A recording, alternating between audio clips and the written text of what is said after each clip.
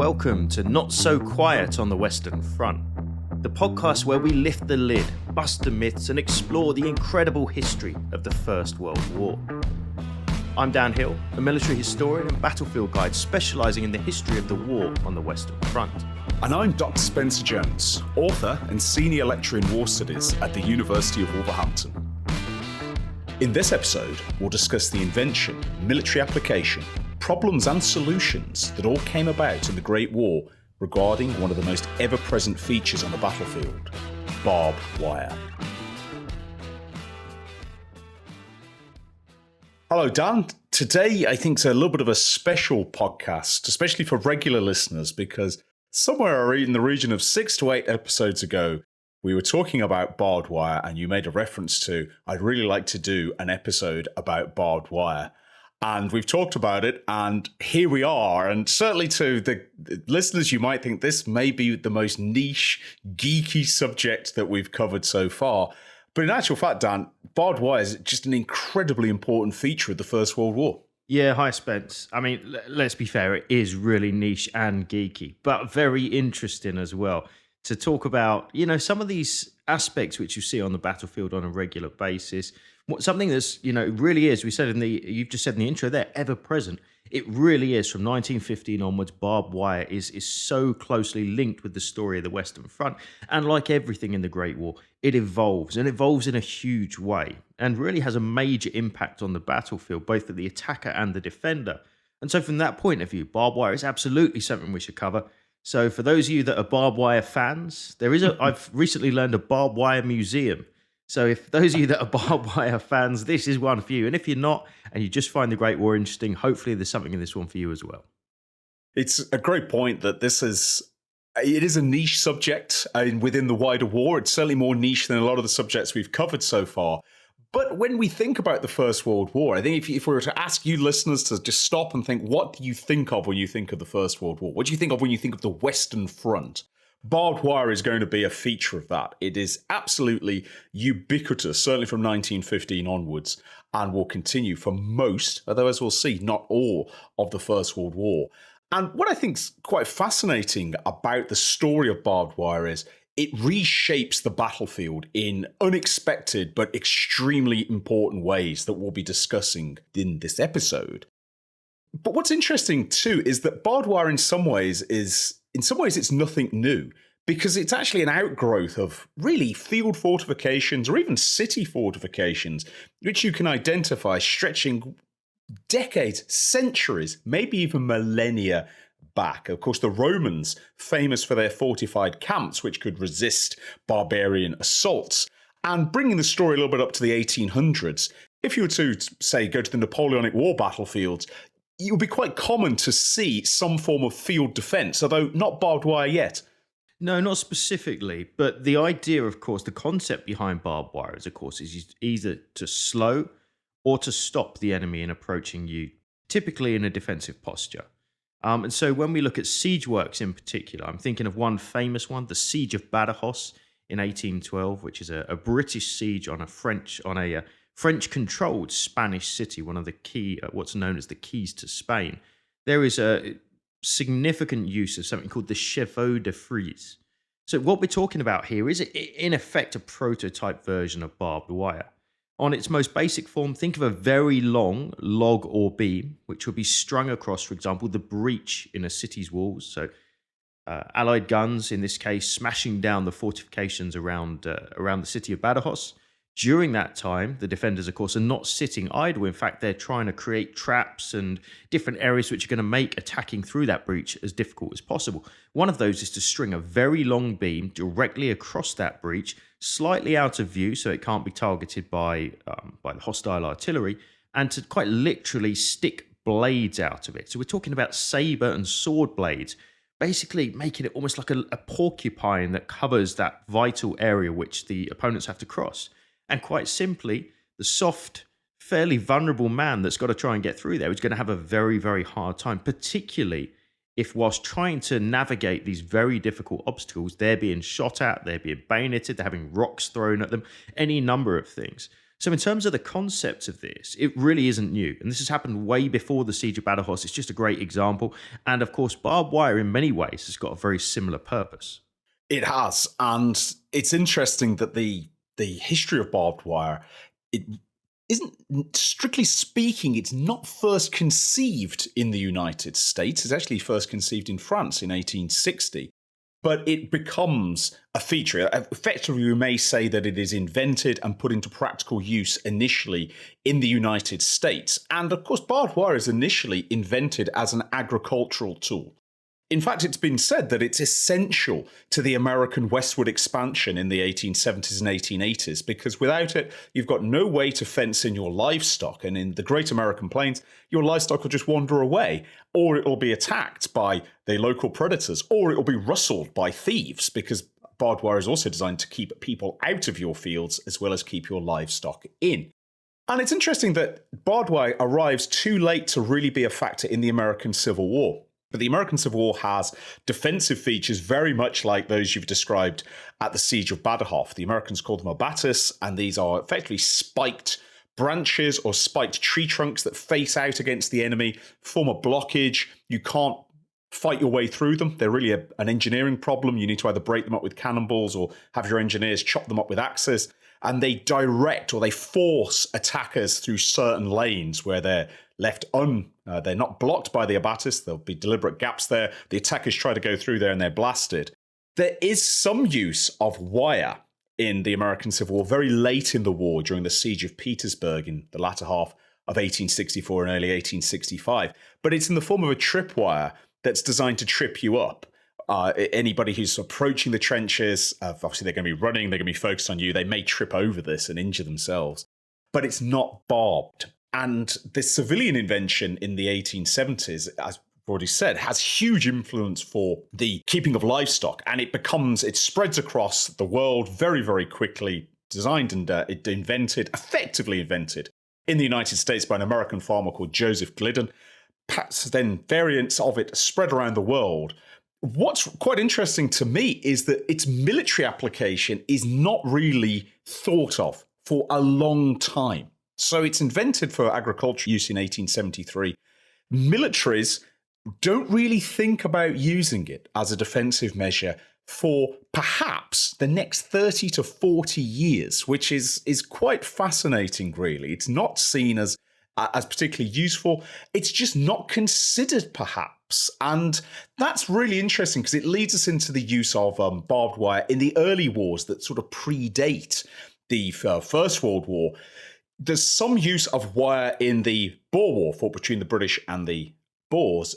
But even though there is agricultural barbed wire in use in South Africa, there's very little evidence that that is used in the actual fighting. Instead, what you tend to get is what the British call rattle wire. So a length of wire with some tin cans fixed to it with some stones in, so that if somebody is trying to step over this wire, they jostle it, they jolt it, the stones rattle, and you'll be alerted. And that type of rattle wire is quite useful, especially in the guerrilla war phase of the Boer War, when Boer guerrillas are trying to sneak behind British lines and so forth. But it's not really used in battle otherwise. And one of the reasons for that is the war in South Africa is just so vast, it's so expansive, there's so much ground to cover. You'd need hundreds, thousands of miles of barbed wire to do anything with it. Fast forward a few years to the Russo-Japanese War in Manchuria, and we do see some barbed wire used there at the Siege of Port Arthur, which is a critical objective for the Japanese in 1904 and 1905. It's heavily defended, it's ringed with forts, and there's some use of barbed wire there, apparently to link forts together to try and guide the Japanese assault effectively into killing lanes. But there's not much of it, and it's single strand. That's an important thing to consider. In the Russo-Japanese War, you just have a single strand, a bit like you or I might see when we're out walking in the countryside and you walk past a farmer's field and it's got a single line of barbed wire. Not a formidable defense to go breach. And it's important to remember, too, that from an engineering perspective, from a military perspective, barbed wire itself is seen as an obstacle, but not a particularly formidable obstacle. Yes, it might get in your way. There's some acknowledgement that it's going to be a particular problem for cavalry moving through countryside, but it's not going to really do more than slow you down. You're going to clip through it, you pull it aside, and you're going to move forward. And I would go so far to say that the biggest oversight of the militaries prior to 1914 that's going to completely shape the battlefield, it's not actually what we commonly suppose. We commonly suppose the biggest oversight is they're failing to understand machine guns and artillery and modern rifle fire. In actual fact, I think a case can be made that the biggest oversight is barbed wire, because barbed wire has just been a blank spot, really, in all major militaries, but it's going to cause endless problems, beginning as early as almost the first shots in 1914. Yeah, I think, something that we bring up regularly here and I think is worth going back to, particularly with reference to barbed wire, is the idea of this trifecta of weapons that have to be defeated in order to, if you like, get through and make any progress in trench warfare. We can even go before trench warfare, but let's just recap on those. So it's artillery, it's machine guns, and of course it is barbed wire. Now, the one thing about barbed wire here really is, whilst it is a defensive mechanism, it's a passive one. There's nobody there actually manning the barbed wire. Once it's put out, its kind of job is done. There's something you led into there, Spence, I'm sure we'll discuss in a minute, which is really important, and that's the role and the purpose of barbed wire. It's, of course, not necessarily to slow men down in every case. In some instances, it's rather to funnel or to channel them into the direction that you want them to go. But quite simply, what barbed wire typically does is take away speed of movement on the battlefield.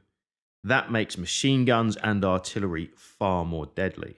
So, we see early examples of this. And you mentioned cavalry specifically. I think that's important because if we go to really the second day, the third day that the British were involved in fighting at in the First World War on the Western Front, we're talking about the retreat from Mons here. And the BEF, who's been in a pretty tough position, they're actually trying to withdraw in the face of a much larger army. They're moving back towards Lecato, a battlefield, along a Roman road. In order to do that, we need a rear guard in place. That rear guard is going to try and buy breathing space. If you think back to the Mons episode we covered, one way that cavalry can buy breathing space is to launch charges and countercharges into the enemy vanguard. It's exactly what we see at the Battle of Landrecies in August 1914. It's very effective. The Germans are caught completely off guard. They're smashed into by cavalry. They go careering around the battlefield, except, and this is a big problem, except they run into a single strand of farmer's barbed wire that's not there for any purpose, not there for any military purpose at least, and it completely checks a cavalry charge. What could have been a really, really dangerous situation for the Germans is effectively stopped by a piece of wire in a farmer's field. And this is just a glimpse, I think, of what's going to come in the months and then years to come. But of course, before we look at the idea of barbed wire in a military context, we need to, I think, understand what we're actually talking about. To you and I, Spence, now, and I'm sure to many of you guys listening, thinking about barbed wire, you've got those strands of fairly long, fairly tensely strung wire, which has got interspace between it, barbs or little other strands of barbed wire with kind of spiky bits on the end. We all know the idea of barbed wire. Now, that's civilian, and it's the kind of stuff you find in the 1870s, 1880s, right up to today.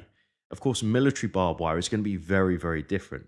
The purpose is not necessarily the same. Yes, it's going to slow people down, but it's also going to be a real serious man trap. And so as a result, we see a very different, from a physical perspective, a very different look to military barbed wire when it first starts to get instituted in big numbers, really in early 1915. This is really true. And just to lend some real weight to your description of the action at Landrecies, which, listeners, we've covered in more detail in our Mons episode, it's a single strand of agricultural barbed wire. It's farmer's barbed wire, but of course, cavalry rushing towards it will not jump it. It's too high. The cavalry turn away from it. Horses who try and jump out fall, and it causes a huge problem. Effectively, it turns the tide of battle against the British, this existence of previously unlocated single strand of barbed wire. And in fact, throughout the 1914 campaign, all the armies, French, German, British, even Belgian, encounter problems with agricultural barbed wire. Even when you're just moving around, even if you are off-roading for any reason, if you're trying to spread out in a defensive position, this is a heavily agricultural area, you're going to encounter barbed wire. And it's a real pain. A letter that strikes me that I'm thinking of, there's a British cavalry officer, that's not a cavalry officer, sorry, a British staff officer, a called Andrew Thorne. He'll actually have a very good First World War career. He'll go on to have an impressive career in the Second World War too. All his letters are preserved in the Imperial War Museum. And in 1914, August and September, he's got all his letters he sends back to his wife. And one of his things he often does when he writes to his wife is he asks for extra bits of kit to be sent out. He's constantly asking for new wire clippers. And these are not military wire clippers, these are just agricultural wire clippers, because he's losing his, they're wearing out, because there's just constant strand after strand after strand, field after field after field, and you need to move this barbed wire. And it's actually from that experience of seeing what a hampering factor barbed wire is in the maneuvering of armies, that its use is adopted, certainly in the British Army, and I suspect it's the same for the French and the Germans. And initially, those barbed wire emplacements that are placed out, starting to appear on the Western Front in the autumn and winter of 1914, but only sporadically and in certain corners, they are just single-strand barbed wire. There's a great account, I have mentioned this on this podcast before, by Frank Richards, often praised on this podcast, in his book Old Soldiers Never Die, where he remembered around at Ypres in autumn 1914, the Royal Engineers came out and laid out a single strand of barbed wire in front of his position. He commented in the book, it must have been the only strand of barbed wire the British Army had, and they'd set it at a height that wouldn't impede a giraffe. They put it way too high. So initially, people didn't know what to do with this barbed wire, would lay it out as best they could, try and put it in front of trenches and so forth to try and impede the enemy.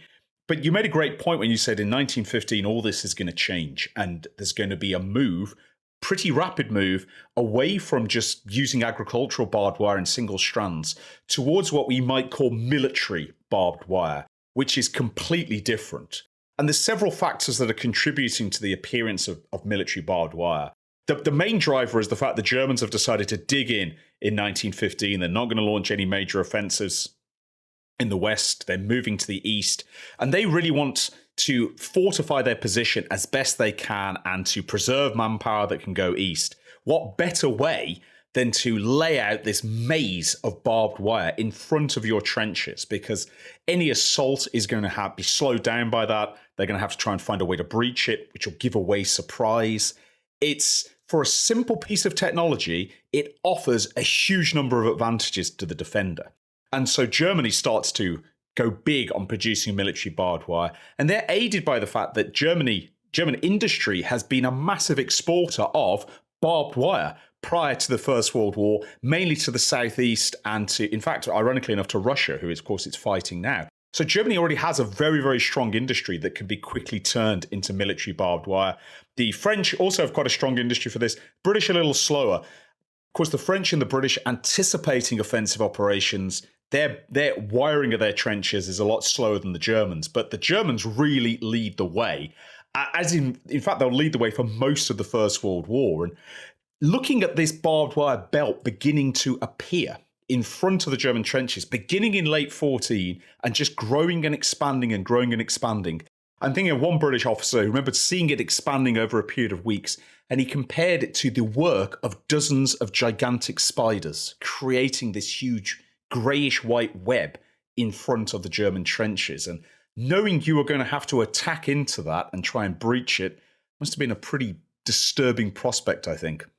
Yeah, no doubt. And, this is something that is seen by the guys who are using trench periscopes and going out on trench raids. And every time they go out, they're seeing this web, as you've so well put it, expand. And it's getting far deeper. It's getting far more complex. And the wire itself is even getting harder to breach. So let's just go back to this idea briefly of what military barbed wire looks like compared to, say, civilian wire from the pre-war years. If you look today and you think about barbed wire, you can typically get your hand on a strand of barbed wire and you can fit it between two barbs and you can move it about, you can manipulate it. It's designed just to keep cattle in. Of course, in the First World War, that's not the case. Those barbs are much closer together. In fact, specifically so close together that at no point along that wire strand can you get your hand on a piece between two barbs. So really only an inch apart. It's also much thicker. The barbs are much, much stronger. They also stick out a lot further. In effect, barbed wire is really, it's a single strand of wire just with thousands and thousands of metal thorns sticking out of it. Very, very difficult to breach. It's also later on becomes, you could almost consider it a bit like the razor wire you sometimes find. So wire develops in a very quick way, actually, from the first single strand, which is usually high tension. One of the problems you get with high tension wire is it can be cut reasonably easily. That tension itself allows that to happen. What we see from 1915 onwards is a concertina wire, which has got a lot more ability to flex. And so you can hammer that stuff with shells on a regular basis. You're not necessarily going to see that it breaks. Certainly, if it does break, it's not necessarily going to become something you can still pass through. There are many stories, and no doubt we'll get onto that when we talk about how shell fire affects barbed wire. It doesn't necessarily break it into bits. In fact, in some cases, it throws it into a big tangled up mass, which is just as difficult to deal with. But from a German point of view, at least, let's if we just look at the concept of why you would be putting wire out, we've already discussed, I think, the obvious one, which is to slow the enemy down. If you can, funnel them into certain positions. We'll come on to that in a moment, no doubt. But also, as far as the idea of barbed wire, it's also to prevent the enemy getting within a certain range of your trenches. Because we know one of the weapons that comes into the fore really from 1915 onwards is going to be grenades. Now, if you can get to within grenade throwing range of your enemy's trench, you can do some serious damage. Now, if you put a barbed wire strand or series of strands or an entire hedge of barbed wire 30, 35 yards from your own trench, all of a sudden the enemy is not able to pepper your trenches with grenades. Now, that has a big level of importance associated to it. It's also something, if you think about it, it means that the enemy is going to get held up in a very inconvenient position, outside of range for them to use grenades, but well, of course, within inside range of your machine guns and your rifles, and it's a very, very deadly place to be. So barbed wire has a number of applications. I think one of them that's endlessly fascinating, Spence, we do see this out on the Western Front. In fact, you can even see it today in certain places where little strands of barbed wire are still to be found in areas known as the Zone Rouge, is you see that it's not just a straight line. It's far more complex than that. There are nooks and crannies and blind alleys and all sorts of things. And all of these have been thought about, and in many cases, they're designed to trap men in basically a steel hedge of death. And this is something that I think, because we don't really have a visual image for this, we all know barbed wire exists on the Western Front. We may have seen some photos of it, but that point you've just made about it is a maze of barbed wire. It really is. We are talking densities of barbed wire at certain points on the Western Front that can easily be 30 to 50 feet depth of barbed wire. Then sometimes there might be a gap, and then there'll be another belt of barbed wire. Of course, it varies depending on the terrain, depending on the situation, but we are talking dense areas of barbed wire. And the point you've made that some of these are deliberately designed to be blind alleys is absolutely true. Germans will leave gaps in the barbed wire that may be killing zones, so you try and enter these. They're almost murder holes. You'll just be exposed to massive amounts of firepower from flanks and front.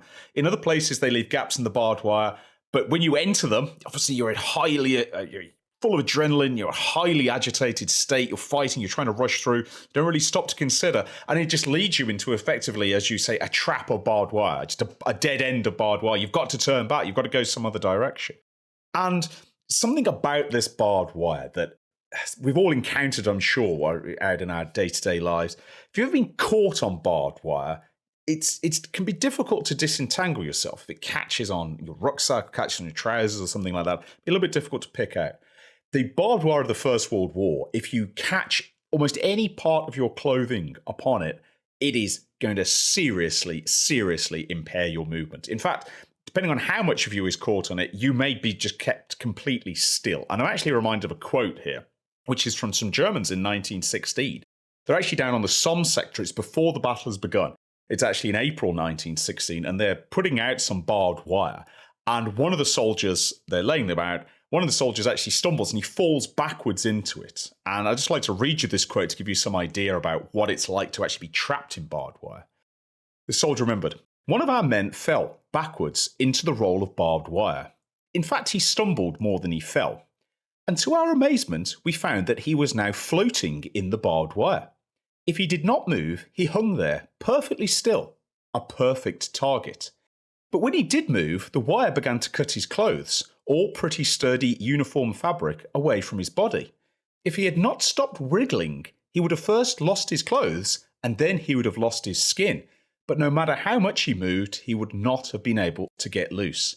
The only way we could extract him was to cut him out of his clothes. There was no chance of simply disentangling him, and we lifted him out of the razor wire roll in his underclothes. He was embarrassed, but we looked back at that barbed wire and said to ourselves, good luck, Tommy.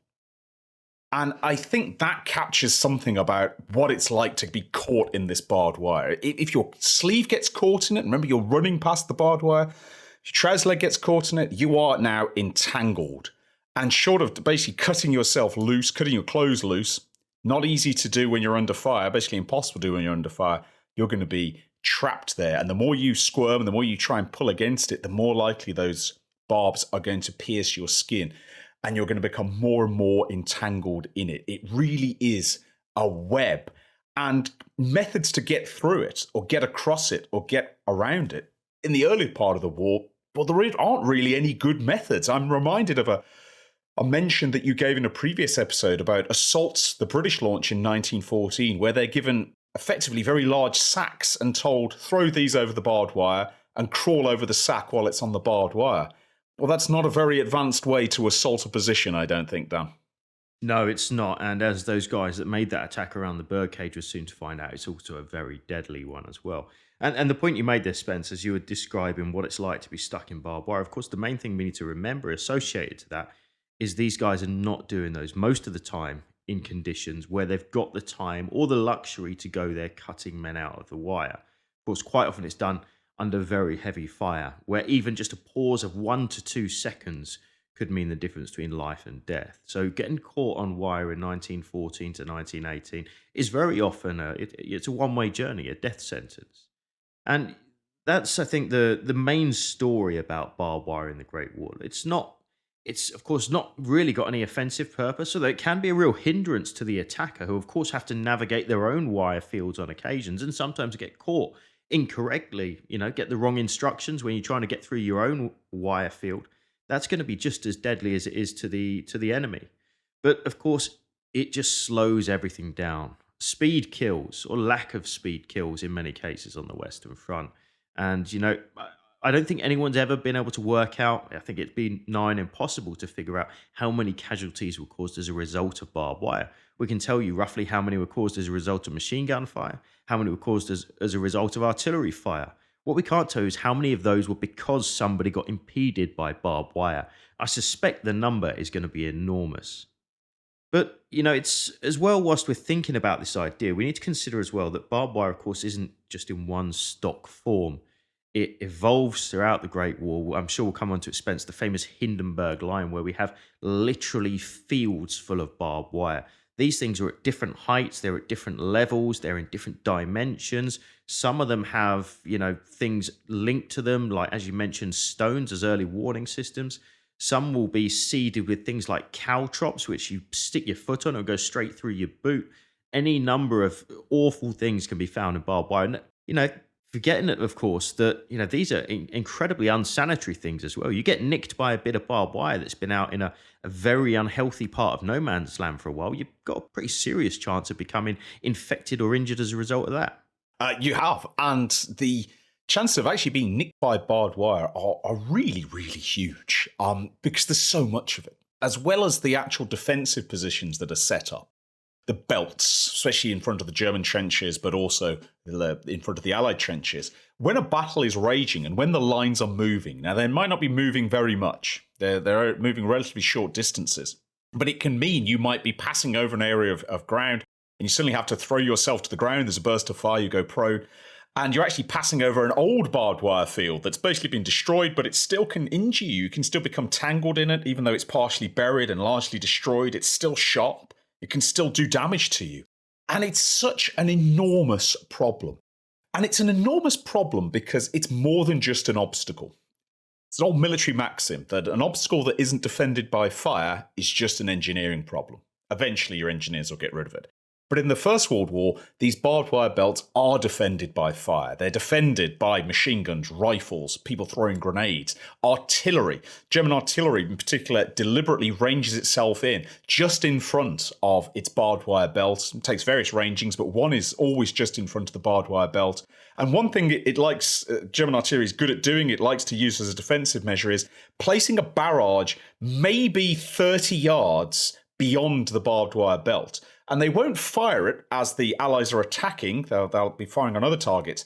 Then when the Allies are on the barbed wire, they're actually trying to breach it, they're trying to move through it, then they place this barrage behind you. And it means reinforcements can't come up, you can't fall back. You've got fire behind you, barbed wire in front of you, and you've got machine guns and rifles and mortars pounding you as you're trying to go through.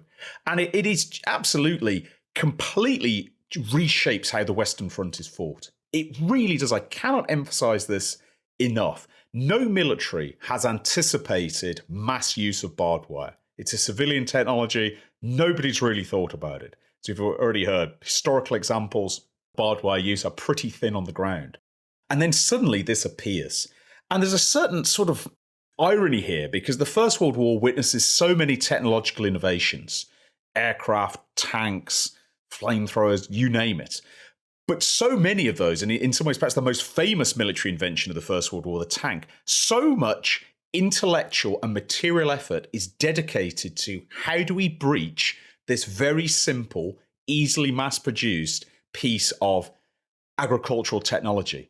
And I think there's almost a lesson there for the dangers of technological determinism. We're always looking for the high-tech solution. We always think the high-tech solution will save us and will change the world.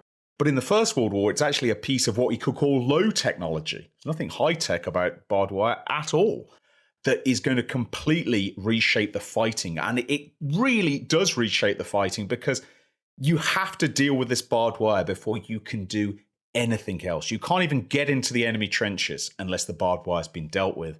But methods for dealing with it, Dan, are really, really basic for quite a considerable portion of the war. They are indeed. And whilst we're talking about that, something sprung into my mind. And I don't often think about Stalin, particularly positive things that he said. But he did famously once say, quantity has a quality all of its own.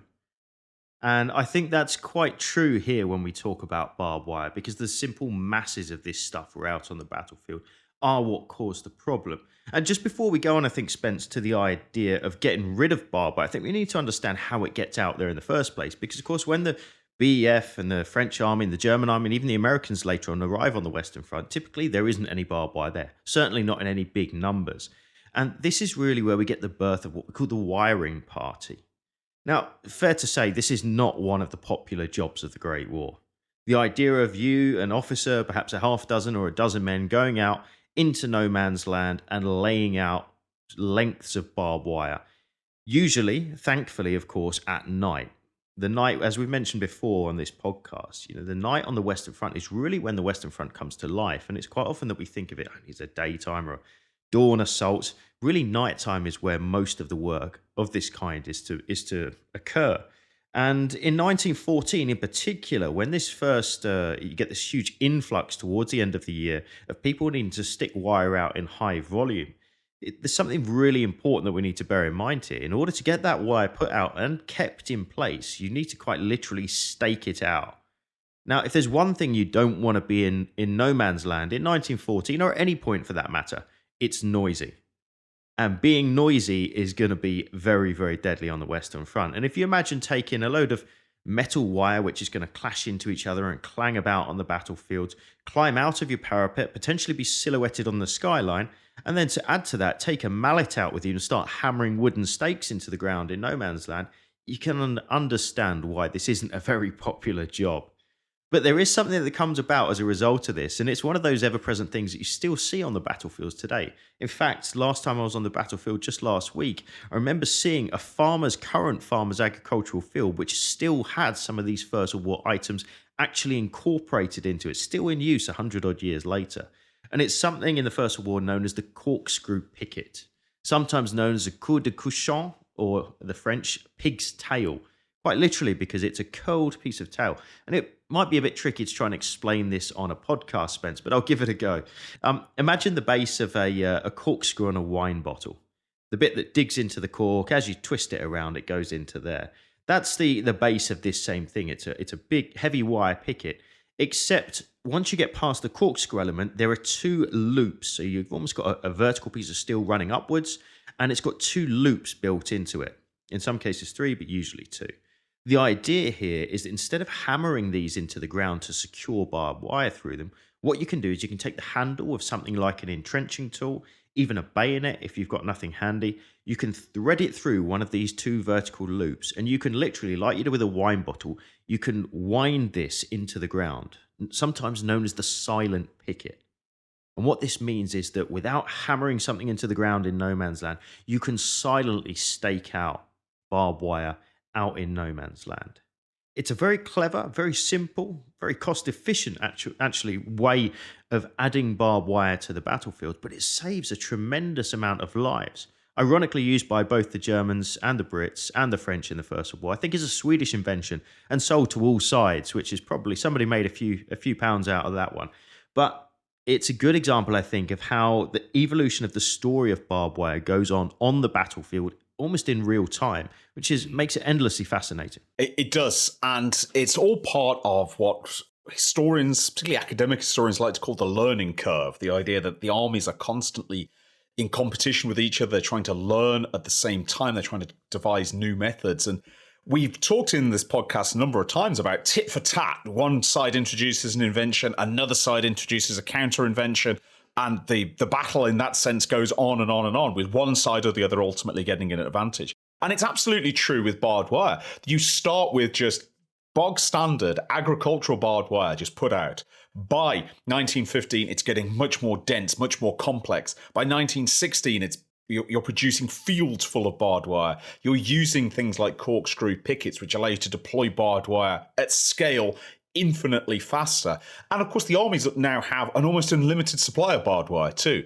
Whereas in 1915, particularly early 15, if your barbed wire was damaged, you'd go out and you'd try and repair it. By 1916, 17, who cares? Just throw another roll of barbed wire out there, which actually makes the barbed wire entanglements even more complex because you've got wire piled on wire. Some of the wire's damaged, some of the wire's destroyed.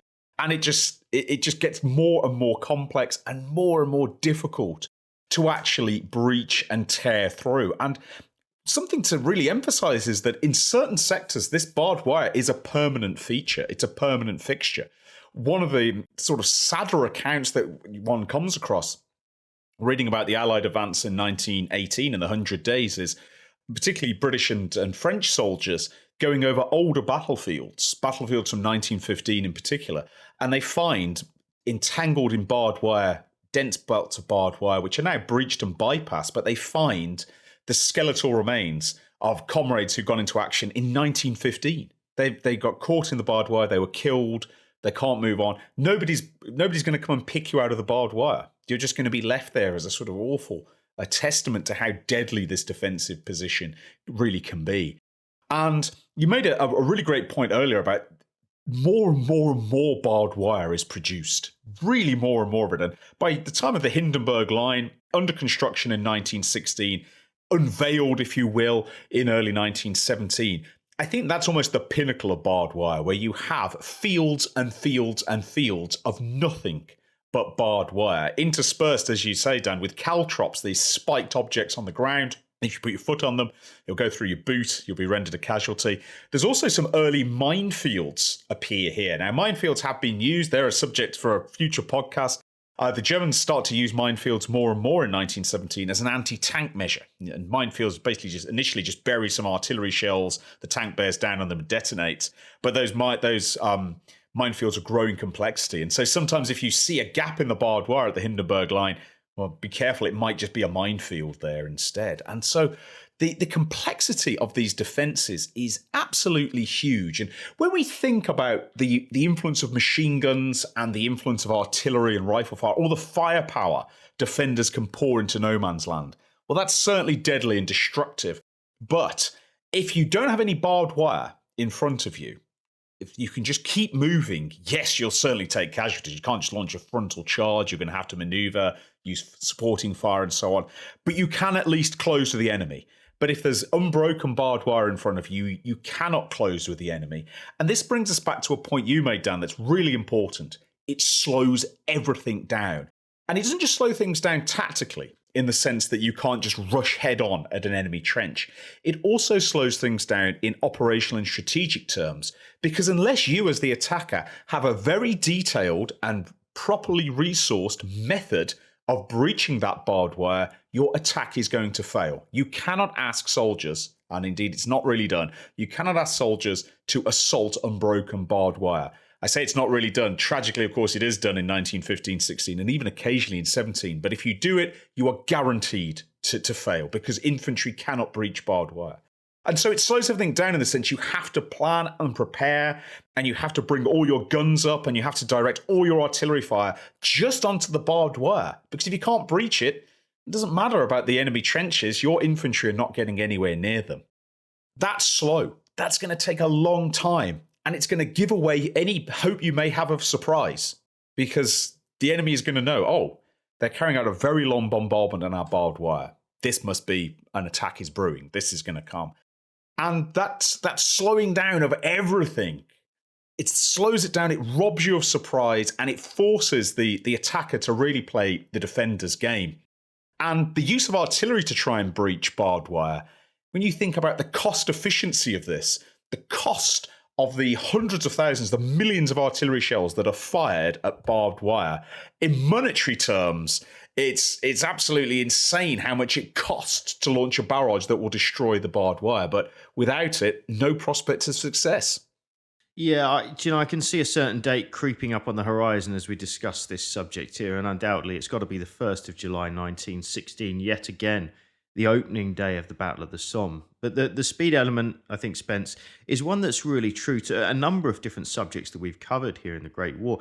Thinking of gas here, gas is something that slows people down as well, or more specifically, wearing a gas mask. If you combine those two things, just imagine how difficult that gets. How hard is it to get through barbed wire in the first place? Now you're wearing a steamed up gas mask, and this is a real problem that's encountered in 1915. Now, as you say, though, in 1916, one of the big problems that the British got when the Battle of the Somme is tabled is how are we going to break through the enemy's trenches? The famous race to the parapet once again. Now, if it's a race over open fields, it's tough enough. Can you get your guys into the enemy trench before the enemy figures out what's happening, responds, gets on their machine gun, and starts to cut your guys down in no man's land? Well, if you remove barbed wire from that equation, it's tough enough. It's a very difficult ask. Now, if you don't remove it, you put it back into the equation, it's nigh on impossible, particularly if, as we've already explained, you've already used days and days of artillery barrage to try and smash up that barbed wire. All element of surprise, one of the key factors that an attacker might be able to hold, has of course disappeared. So the odds are really stacked against the Brits in 1916 when they're about to go over the top on the morning of the 1st of July 1916. Of course, they have played what they think is an ace card, though, and that is to use a couple of methods. One of them is going to be, I think, a little more of a reserve, and that's the idea of using wire cutters, and particularly a particular element of wire cutting, which is affixed to the end of a rifle, which allows you to supposedly cut through enemy wire. No doubt we'll come back to it. The second one, of course, is to use that artillery beforehand to chop that barbed wire into such small pieces that it isn't a factor in the assault anymore. Now, when we discussed both the artillery episode and the Somme episode, we looked at the difference between high explosive and shrapnel. Of course, on the Somme, shrapnel is going to be used ideally to shred this barbed wire. And ask you guys listening to come back to this idea of having a single thin line of very tense barbed wire, the kind of thing that we would consider today, compared now to coils that are able to absorb this kind of fire. Because, Spence, I think you're far better placed than me to explain exactly how difficult it is to cut barbed wire with artillery. It's extremely difficult. It's extremely difficult for two reasons. One, high explosive in 1915 and 16 won't really do the job. The fuses that are available to the Allies are they're basically timed fuses. You can have a percussion fuse that will detonate when it hits something, but barbed wire itself it doesn't provide enough resistance to a plunging high explosive shell to be detonated to detonate a percussion fuse. Basically, it doesn't recognize it's hit something until it's plowed into the ground. And what this means is high explosive shells tend to plunge into the ground, bury themselves part of the way, and then detonate. And what that does is, as you've already said, Dan, it just throws the barbed wire in the air, and then it lands in an even more awkward position. And you can blow it around and blow it through the air almost endlessly ad infinitum, and you won't breach it. So instead, the Royal Artillery has to try and cut it with shrapnel. Now, shrapnel is not designed specifically to cut barbed wire. It's an anti-infantry weapon. Bursts in midair, cascades dozens or hundreds, or in some cases, some very big shells, even thousands of small bullets, pieces of metal that'll plunge down at a descending angle. Very effective against infantry and soft targets. Against barbed wire, what you're betting on is the sheer number of shrapnel pieces flying through the air, and you've got hundreds of thousands in total, are going to eventually cut those barbed wire strands. Mathematically, you'd think, well, there's a reasonable chance of that. You fire sufficient shrapnel at a mass of barbed wire, eventually you're going to cut it. But it's ungodly unscientific. It really, really is. There's no guarantee it's going to work. Barbed wire itself, very thin strands. You've got to get it right on target. Your piece of shrapnel has to hit it and breach it. And yes, you will eventually, and this is observed, you can potentially collapse a barbed wire emplacement. Enough of it's cut, and just the blasting force going down flattens the barbed wire. And that's good. It means your infantry can get across it, although it's not plain sailing. You can catch your leg on it. You can catch your boot on it. If you have to go prone in a flattened barbed wire field, that's a serious problem. But it can at least be observed. We seem to be breaching the barbed wire. We're beating the barbed wire down.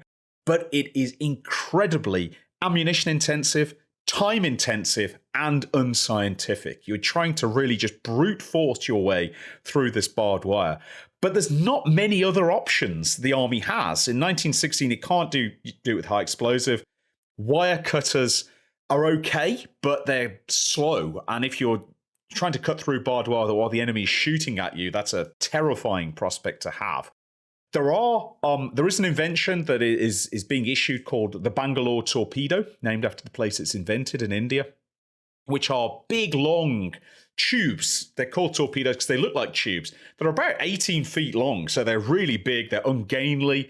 One man can carry them, but generally it's a two-man job. You'll have them on your shoulders, and you can fuse these and shove them into a belt of barbed wire, and they've got a small blasting charge in, and they'll, in theory, breach it.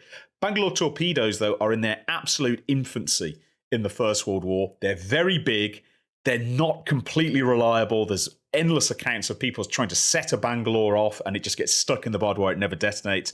And of course, the two chaps who are going to be running along with the Bangalore are prime targets. They're out in the open. They have to run in a fairly exposed position. So Bangalores aren't the answer either. So the only way is to carry out this endless bombardment and hope that through sheer weight of fire, you'll eventually breach the barbed wire. But of course, to do that, you're giving away all opportunity to achieve surprise.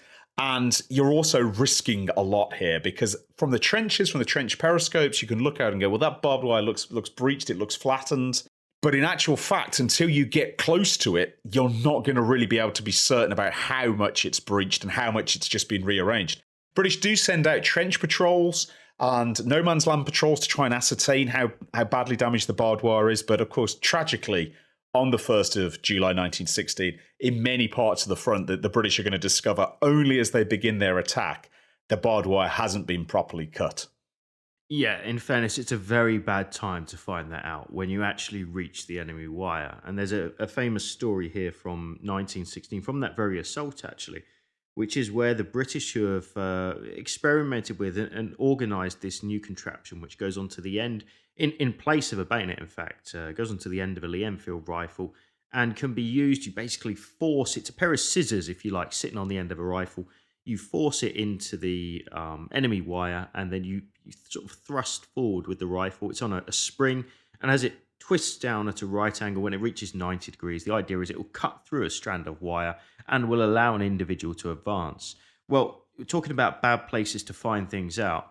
to actually get there to the enemy wire in 1916 and to find out that the German wire that's been introduced recently is just too thick to be cut by this contraption.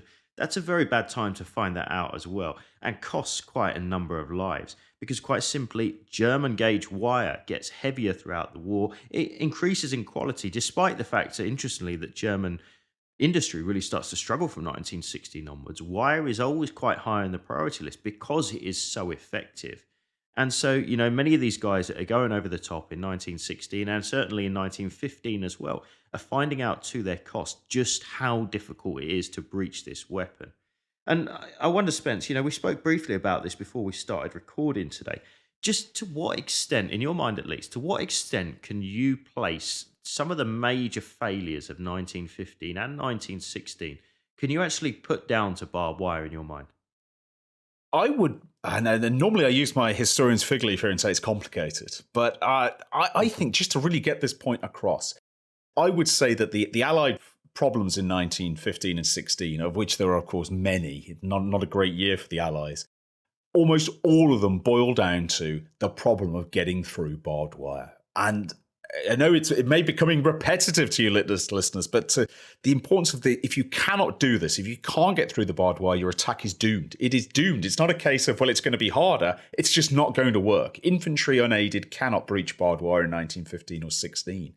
And when you combine that with all the firepower coming at you, huge problems. And just taking the British perspective, almost everything boils down to how do we break up the German defences? And when the British talk about defences, of course, they're talking about them in the round, machine guns, artillery, German infantry. But what makes these so difficult is the presence of barbed wire. And if you look at all the British setbacks of 1915 and indeed into 16, and you look at individual battalions who've had dreadful experiences on many parts of the front, what's giving them this? What's the big problem? They're hitting unbroken barbed wire, and they can't get through. The Germans are blazing away at them. You're trapped, can't move. You're stuck in no man's land. And that inability to break the barbed wire forces the Royal Artillery, the British Artillery, to change tactics. It has to start going for methodical bombardments, which give away any chance of surprise, because that's the only way you can breach barbed wire. The French also changed their artillery tactics a little to deal with this, again emphasising methodical bombardments to break up the defences. French do a little bit better, actually, at this than the British in 1915 and 16. But it completely reshapes the way that the armies fight, and it's perhaps the single most important piece of technology for the defender on the Western Front in 1915 and 1916. And of course it does, though, and this is a point you made earlier, Dan, it gives rise to solutions. We've already heard about wire cutters, Bangalore torpedoes. In some ways, although it's not originally conceived to deal with barbed wire, the tank is going to be the ultimate response to barbed wire. And in some ways, it's going to be the apex predator that ultimately will push barbed wire into extinction by the end of the war as a major influence on the battlefield. But the fact that you have to turn to what is the most technologically advanced land fighting vehicle in the world in 1916 to deal with what had originally been a piece of agricultural technology is absolutely fascinating to me. Yeah, it's it's one of those. Ironically, it's a piece of agricultural technology that defeats this piece of agricultural technology. Of course, as well, tank in a sense is a walking pillbox in 1914. I mean, I think you could probably argue it's a crawling pillbox. They go so slow, but one, they offer some protection to troops. Secondly, they can put down their own fire as well. So in this sense, you've almost got a ready-made trench and barbed wire breaching mechanism. And when they finally hit the battlefield in numbers, things are going to change drastically. But I just want to go back to, before we go on to, I think, something that no doubt you'll be able to cover very well, Spence, which is the famous graze fuse. Let's just think about something that we've considered previously as well, because it's really important here. Not only does the tank, in offering a new way to potentially break through barbed wire, have that immediate impact on the battlefield, it also means that other weapons which have previously been employed to do that role can now do other roles at which they're more effective. Artillery is a great example of this. 1st of July 1916, the week leading up to it, masses and masses of British artillery firepower has to be directed at breaking up barbed wire, of which we've, I think, established it's not very good, certainly at that point in the war. What that means is you can't put as many guns on your enemy's machine gun positions, your enemy's artillery positions, strong points, all of those kind of areas that if your men are going to get through, they still need to breach. Now, when you get new weapons that are able to destroy barbed wire and do it in various different ways, it frees up your guns to do the jobs at which they're most effective. There's a domino effect here, and we really start to see that as early, I would argue, as the middle of 1917. It's absolutely true. There's two concurrent inventions that are coming into service in 1917 in large numbers. The tank, which you've already mentioned, and you made a great point that early tanks, the Mark 1s and Mark 4s in particular, sometimes they crash into big belts of German barbed wire, and it is just so dense that even with the weight of the tank, even with its engine, they get fouled in the barbed wire. It just tangles with their tracks. They cannot move forward. You do read about tanks getting hung up in the wire, and the crew have to abandon tank, which I think emphasizes to you listeners just how dense these barbed wire belts can be. If tanks can't smash through them, then what hope the infantry? But as more and more tanks come onto the battlefield, and remember, of course, the French are also developing their own tank arm as well, that's posing problems for the future of barbed wire, because these tanks are going to get better and better at breaching barbed wire. The British start to use a grappling hook system on the back of their tanks so that they can actually hook into part of barbed wire. Two tanks will work as a pair. They'll both hook a different part of the barbed wire, and they will literally peel it open, pull it in different directions. Very effective, in fact, when two tanks are able to operate like this. And of course, it opens much larger gaps for attacking infantry to move through. But the other crucial invention, which we've mentioned, spent some considerable time discussing in the artillery episode earlier, is the 106 graze fuse, which is a British invention, and it is a new fuse for high explosive shells. And as the name implies, whereas the previous fuses for percussion shells really needed to hit something quite hard before they detonate, the graze fuse will detonate when it meets almost the slightest resistance. It's actually quite a delicate piece of technology. It's quite an advanced piece of technology. You only, of course, set that fuse when you've loaded the gun. Otherwise, there's a risk it will go off in your hands almost. But what it means is, for the first time, the Allies can start to use high explosive shells effectively against barbed wire belts. And the graze fuse will detonate the moment it touches barbed wire. And so you get a high explosive explosion, not buried in the ground, but actually in the center of a belt of barbed wire. And the heat and the blast of this will vaporize the barbed wire around it, and it will fling the other barbed wire away from that blasting point. And that's crucial too, because it means your high explosive is creating breaches. It's widening those breaches. And of course, you're not firing one shell, you're firing hundreds or thousands of shells. It's not a perfect system. Barbed wire can survive this. You remember, even strands of barbed wire that are partially buried can be a real danger for soldiers. You get caught when you're running forward. That can be deadly for you. It won't completely evaporate barbed wire, but what it does is it greatly diminishes its effectiveness.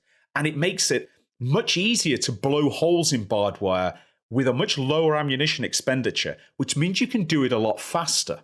Whereas at the Somme, the Allies needed day upon day upon day of shrapnel fire upon the barbed wire belt. Fast forward 18 months to the Battle of Cambrai in 1917, the Royal Artillery can deliver a surprise bombardment. That's partially because of improvements in technology and mapping and so forth, but it's also because they know they can smash and thin the barbed wire with 106 graze fuse very, very quickly and very, very accurately. And when you combine that with tanks, because of course Cambrai, the first major mass employment of British tanks, you've got, at Cambrai, you've got the answer for barbed wire. 106 graze fuse, fired without warning, in great numbers to really thin that barbed wire. And then you've got the tanks roll over whatever's left, drag any belts out of the way. The infantry follows up. And I think Cambrai is a great example, really, of if we're going to use sort of extinction metaphors here, Cambrai might be the asteroid that kills barbed wire, to put it in dinosaur terms. And you're still going to see barbed wire, and it's still going to play a crucial role, in fact, at certain battles in 1918. But it's going to be less and less important, and it's going to slowly but surely lose its importance, lose its effectiveness through 1918 as the Allies, and of course the French, the British, and the Americans are all using similar methods, find solutions for breaching it and can move past it now. Yeah, absolutely. Metaphorically, there are still a few dinosaurs living for at least a little while because this barbed wire is to be found in different places. Particularly, one thing we haven't really mentioned in a lot of detail yet, Spencer, is the Hindenburg Line. And I think it's a really interesting case study because it's a part of the battlefield that's really is involved on two major occasions in the Great War. There's more than that, but there are two kind of key bookends I think we can mention with regards to the Hindenburg Line. Now, just to briefly mention, this is a point that following the Battle of the Somme in 1916, the Germans have retreated back to a very strongly dug and a much shorter section of front line around the area of Saint-Quentin. So it covers part of the British line, part of the French line. In effect, the Germans have, at their leisure, managed to build a brand new, very heavily defended section of trench line. And this is the pinnacle of barbed wire development, of barbed wire technology. And as you mentioned earlier, in some cases, literally fields and fields and fields full of barbed wire, which is totally unbreachable, at least until we get to the ideas that you've just developed there. So when the Allies turn up there in early 1917, they look out amongst this sea of what's seemingly never-ending wire, very thick trenches, very well-sighted machine guns, and look at it and say, there's just no way we're getting through this stuff. Well, the Germans then go on to launch their spring offensive in March 1918. They push the Allies back. There are huge problems as a result. But what's really interesting, Spence, I think the Germans then reoccupy this position and they get to anchor their defense, much like they had done in early 1917, on this very same spot. But when the Allies come back in August of 1918, they're coming back with a brand new skill set and a brand new set of tactics, which are ultimately going to spell the doom of barbed wire and the end of the war on the Western Front. It's a great point. And just before we even get to the breaching of the Hindenburg Line, it's worth mentioning that the first real German experience of facing barbed wire en masse, so not just in trench raids or localized counterattacks, but en masse is actually during the spring offensives in March and April right up until June 1918.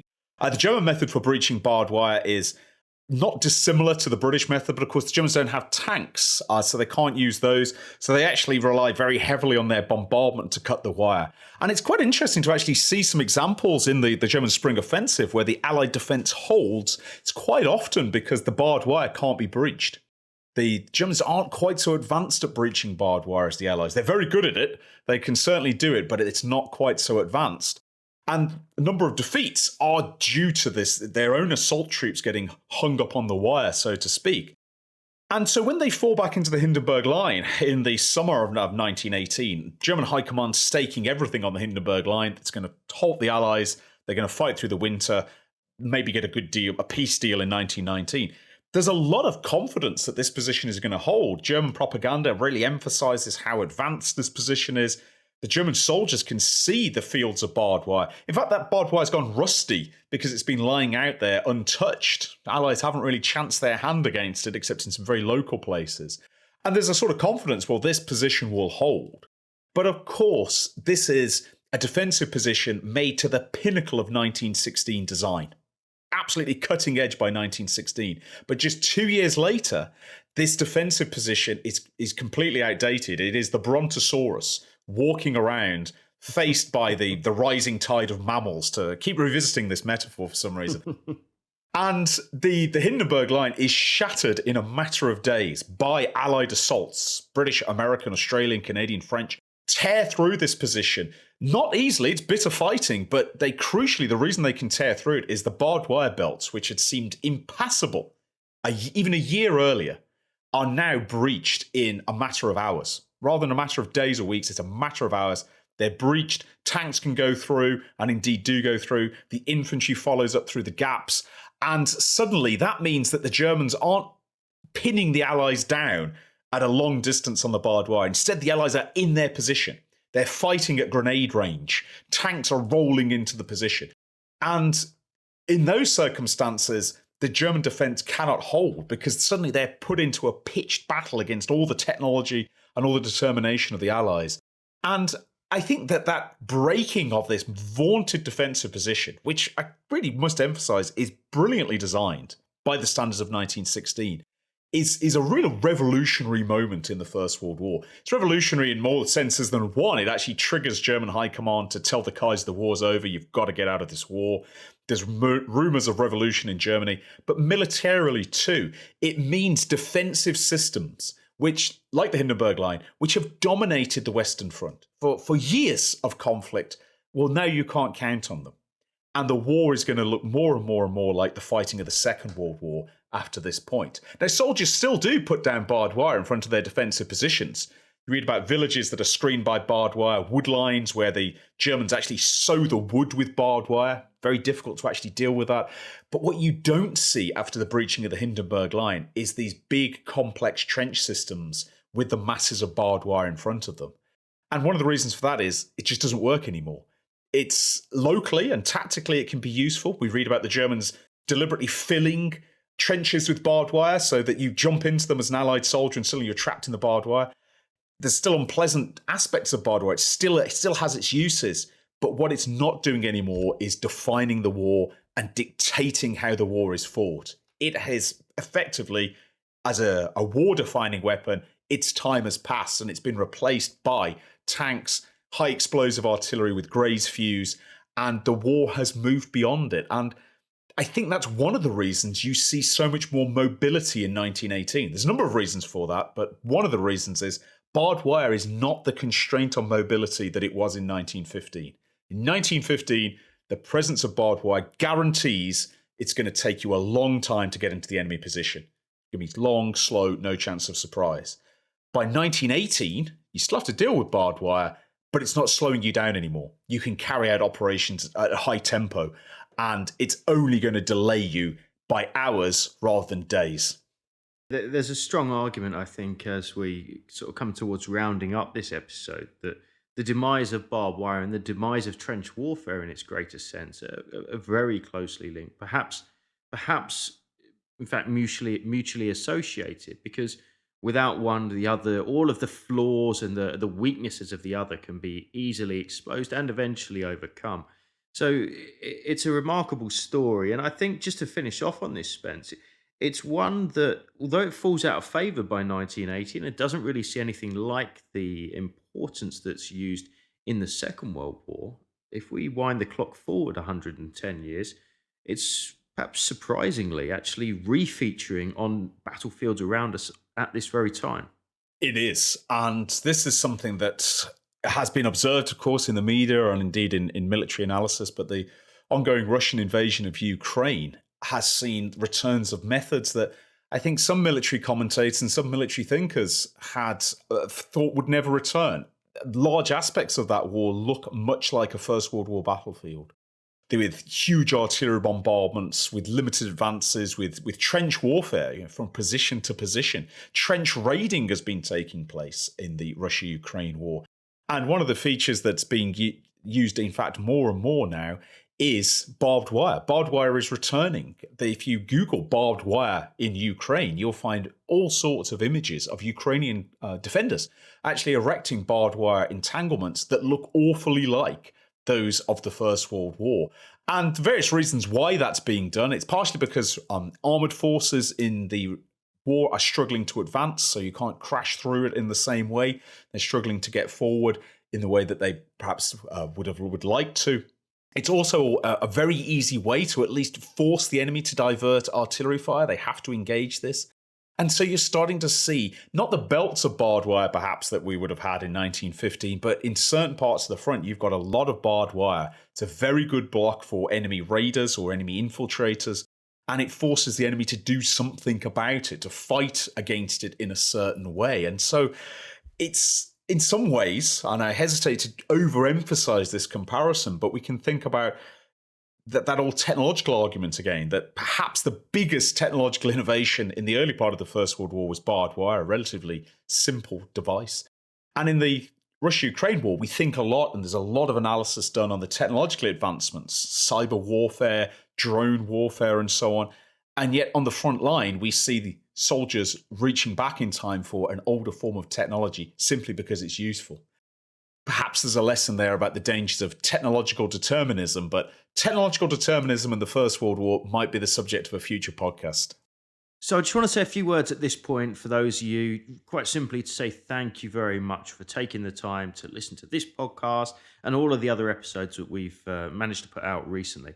It's so inspiring to see so many people engaging with the podcast on a weekly basis, to see the viewing numbers go up week on week, and quite simply, it's down to you.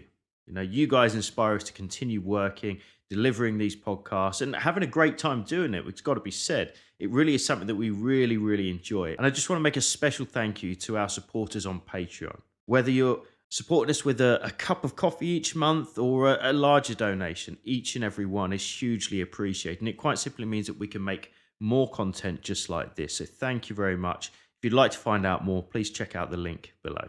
And I'd like to extend a very heartfelt thanks to everybody who's left us a review, a comment, a question, or a suggestion for a future episode. I really emphasize that we read all of these, whether you leave them on Spotify, Apple, or if you email us directly with these. And we do actually have a working list of future episodes, many of which draw upon your suggestions. Every comment or review or suggestion that you post really helps us drive the podcast forward, and it is really appreciated. So thank you to everyone who's already left a comment. If you haven't, do consider leaving one on your podcast platform of choice, and I can guarantee you that Dan and I will read it. You've been listening to Not So Quiet on the Western Front, a Battle Guide production. If you've enjoyed this podcast, why not check out the Battle Guide YouTube channel, where we regularly release documentaries exploring some of the most famous and extraordinary episodes from throughout military history. If you'd like to support the Battle Guide team to create more content just like this, why not head over to our Patreon, where for the cost of just a cup of coffee, you can get access to full-length virtual battlefield tours, exclusive behind-the-scenes content, decide which subjects we cover in future podcasts and videos, and join a fantastic community of like-minded people. That's all this time. See you again soon. Don't know about you, mate, but I think I'm going to go and watch Jurassic Park. I like the sound of that, Dan. So can we say that tanks are the T-Rex of Jurassic Park? That's right. I was wondering how far you're going to take the Jurassic, the Jurassic Park thing. Yeah. It was great. It was funny though. Oh, it's good. Yeah.